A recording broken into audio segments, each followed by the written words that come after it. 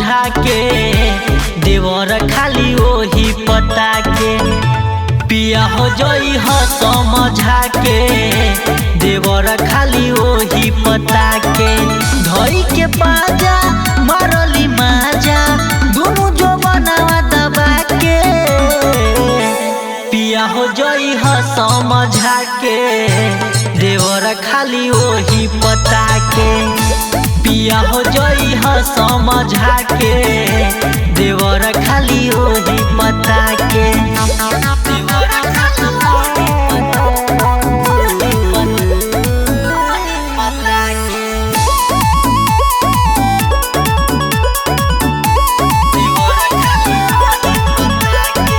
जतार बहरा तू करे कमाई, असली धन तार लुटली है भाई।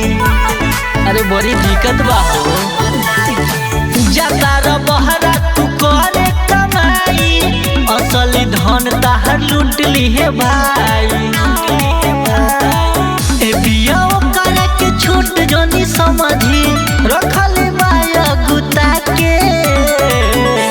पिया हो जई ह समझा के, देवर खाली ओही पता के। पिया हो जई ह समझा के, देवर खाली ओही पता के।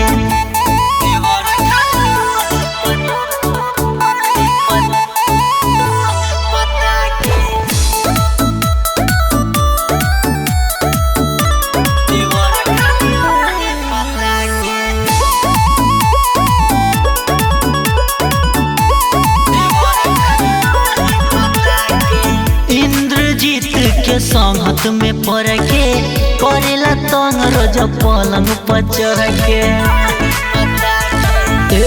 सुनी ना, इंद्रजीत के संगत में पड़ के, करेला तंग रोज पलंग पर चढ़ के। रमेश रे समिया रोजो कहेला, लव यू भौजी सुता के। पिया हो जई ह समझा के, देवर खाली ओही पता के। पिया हो जई ह समझा के, देवर खाली ओही पता के।